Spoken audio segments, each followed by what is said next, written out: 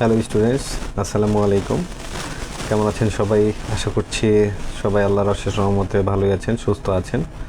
তো বিগত দিনগুলোর মতো আজকেও চলে এসেছি আপনাদের মাঝে। আজকে নতুন একটা টপিক নিয়ে, নতুন লাইভ নিয়ে আপনাদের সামনে চলে এসেছি। আজকে যে টপিকটা নিয়ে আমরা কথা বলবো, এই টপিকটা মূলত বর্তমানে ইন্টারন্যাশনালি একটা হাইপ টপিক আর কি, হট টপিক যাকে বলে। আর টপিকটা কি সেটা আমি আগে আপনাদের সাথে ক্লিয়ার করি। টপিকটা হচ্ছে র্যাঙ্কিং। আজকে র্যাঙ্কিং নিয়ে কথা বলবো। Recent Leiden university, CWTS Leiden ইউনিভার্সিটির একটি র্যাঙ্কিংয়ে দেখা যাচ্ছে যে ওয়ার্ল্ডের টপ 10টা ইউনিভার্সিটির 8টাই চীনের। হ্যাঁ, স্পেসিফিক্যালি এটা হচ্ছে বিজ্ঞান শাখায়, এটা উল্লেখ করে নেই। বিজ্ঞান শাখায় চায়নার ওয়ার্ল্ডের টপ 10টা ইউনিভার্সিটির মধ্যে 8টাই চায়নার বিলং করছে। এটার মানে কি দাঁড়ালো? এটার মানে বোঝা যাচ্ছে যে চায়না আসলেই বিজ্ঞানে অনেক দূর এগিয়ে যাচ্ছে। সো আজকের এই আলোচনা থেকে আমরা যে দুইটা বিষয় ক্লিয়ার জানবো, সেটা হচ্ছে কেন চীন সায়েন্স অ্যান্ড রিসার্চের দিক থেকে দিনকে দিন এগিয়েই যাচ্ছে, লিড করছে, ইন ফিউচার হোল ওয়ার্ল্ডকে লিড করার চিন্তা আছে তারা, এবং এই র্যাঙ্কিংয়ের মানে আসলে ফিউচার স্টুডেন্টসদের জন্য কী। সাধারণত আমরা সবসময় দেখে এসেছি যে হার্ভার্ডই বিশ্বের সেরা। হার্ভার্ড সবসময় টপ করে এসছে, বিশেষ করে এই বিজ্ঞান শাখায় বা বিজ্ঞান নিয়ে রিসার্চে সবচেয়ে বেশি অবদান রেখে এসেছে হার্ভার্ড। সবচেয়ে টপ র্যাঙ্কিংয়ে হার্ভার্ড সবসময়ই বিশ্বের সেরা, এটা আমরা সবাই জানি। কিন্তু সম্প্রতি সময়ে বিগত 25 সালে CWTS লেইডেন ইউনিভার্সিটির একটা র্যাঙ্কিং অনুযায়ী আমরা দেখতে পাচ্ছি যে বিজ্ঞান বিভাগে বিশ্বের টপ 10টা ইউনিভার্সিটির 8টাই আমাদের চীনের।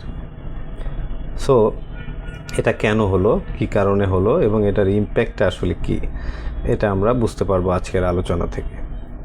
আসলে চায়নায় যে টপ 10টা ইউনিভার্সিটির, ওয়ার্ল্ডের টপ 10টা ইউনিভার্সিটির যে 8টাই চীনের, এটা মূলত হচ্ছে ওভারঅল র্যাঙ্কিং না, এটা হচ্ছে শুধুমাত্র সায়েন্স বিজ্ঞান শাখার একটা র্যাঙ্কিং, যে বিজ্ঞান শাখায় কোন ইউনিভার্সিটিগুলো ভালো পাবলিকেশনস করছে, কোন ইউনিভার্সিটিগুলো রিসার্চ করছে, এগুলোর উপর বেস করে আসলে এই র্যাঙ্কিংটা। এটা কিউএস র্যাঙ্কিং না, আসলে এটা হচ্ছে লেইডেন ইউনিভার্সিটির একটা র্যাঙ্কিং, যেটা মূলত হচ্ছে আপনাদের এটা অপিনিয়নের উপর না, এটা রিসার্চ পাবলিকেশনসের উপর হয়, সাইটেশন এবং ইম্প্যাক্টের উপর ভিত্তি করে মূলত এই র্যাঙ্কিংটা করা হয়। সুতরাং এটাও হচ্ছে সার্বজনীন গ্রহণযোগ্য একটা র্যাঙ্কিং, যেটা রিসেন্ট প্রকাশ করেছে CWTS লেইডেন ইউনিভার্সিটি। এই র্যাঙ্কিংয়ে টপ 1 নম্বরে আছে চীনের ঝেজিয়াং ইউনিভার্সিটি, এবং দ্বিতীয়তে আছে শ্যানডং হচ্ছে জিয়াওটং ইউনিভার্সিটি, তারপর থার্ডে আছে হার্ভার্ড ইউনিভার্সিটি, দেন আবার ফোর্থে আছে সিচুয়ান ইউনিভার্সিটি, এবং ফিফথে আছে সেন্ট্রাল সাউথ ইউনিভার্সিটি। সো আমরা প্রথম যদি 5টা র্যাঙ্কিং নিয়ে আলোচনা করি, আমরা এখানেও দেখতে পেলাম যে টপ 5টা ইউনিভার্সিটির 4টাই চীনের। সো এখান থেকে আমরা বুঝতে পারি যে আসলে বিজ্ঞান শাখায় চায়না এই রিসেন্ট সময়ে কত দূর এগিয়ে গেছে। কত দূর আসলে প্রশ্নটা করাও ভুল হবে, মানে অনেক অনেক দূর এগিয়ে গেছে চীন বিজ্ঞান শাখায় এই রিসেন্ট সময়। চীনা বিশ্ববিদ্যালয়গুলো গত 10 বছরে ইউনিভার্সিটিগুলোর পিছনে কী পরিমাণ শ্রম দিয়েছে আমরা এই র্যাঙ্কিং থেকেই সেটা বুঝতে পেরেছি।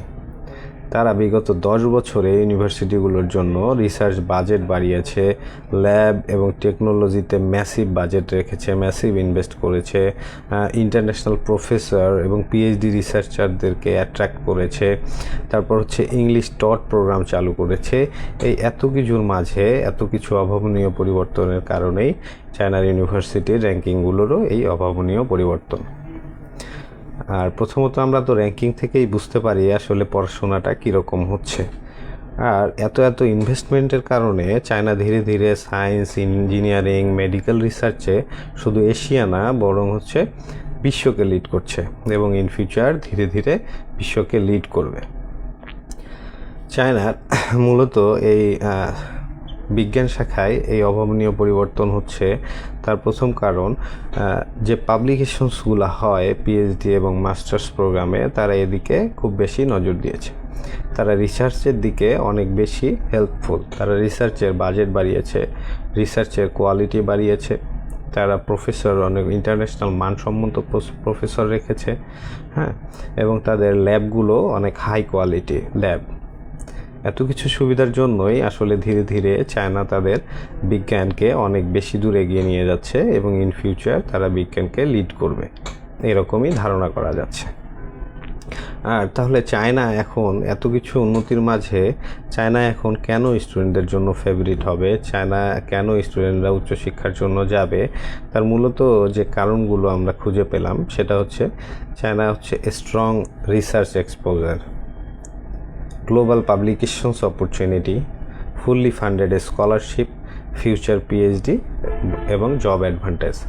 আসলে এই সুবিধাগুলো একসাথে একটা দেশে পাওয়া যাবে, এটা অনেক বেশি আপনাদের জন্য সুবিধাজনক হবে। একটা দেশে গিয়ে আপনি পড়াশোনা, বিশেষ করে পড়াশোনার দিকে যারা মনোযোগী, যারা সায়েন্স মেডিকেল নিয়ে, যারা রিসার্চ নিয়ে পড়াশোনা করতে চান, তাদের জন্য আসলে এই পয়েন্টগুলো মূলত দরকার। তারা এই কারণেই উচ্চশিক্ষা নিতে চায়। একজন ছাত্র বা ছাত্রী যখন চায় যে সে মাস্টার্স পিএইচডি ডিগ্রি অর্জন করবে, দেন সে রিসার্চ করবে এবং রিসার্চে সে তার ভালো অবদান রাখবে, তার ভবিষ্যতে নতুন কিছু উদ্ভাবনী কিছু করার চিন্তাভাবনা আছে, তাদের জন্য চায়নাই হবে বেস্ট। কারণ এতক্ষণ আমরা আলোচনা করে যেটা জানতে পারলাম সেটা হচ্ছে রিসেন্ট এই সময়গুলোতে চায়নার মতো পড়াশোনাতে এবং চায়নার মতো রিসার্চে এবং ছাত্রছাত্রীদের উপর দায়িত্বশীল আচরণ করা একটা ইউনিভার্সিটি হিসেবে ছাত্রছাত্রীদের সুযোগ সুবিধা বৃদ্ধি করে দেওয়া, ছাত্রছাত্রীরা যে বিষয়ে এগিয়ে যেতে চায় তার সেই রাস্তাটা সুগম করে দেওয়া, এই সব দিক থেকেই চায়না বর্তমানে পারফেক্ট।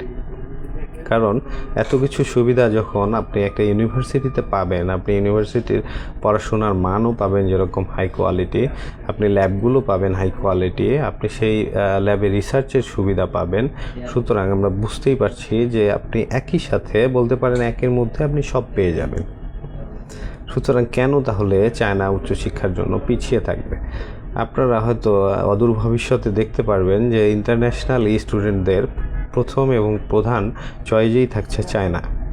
কারণ যে দেশে এত সকল সুযোগ সুবিধা পাবে ছাত্রছাত্রীরা, সেটা তো এক নম্বর চয়েসে থাকাটা স্টুডেন্টদের জন্য স্বাভাবিক।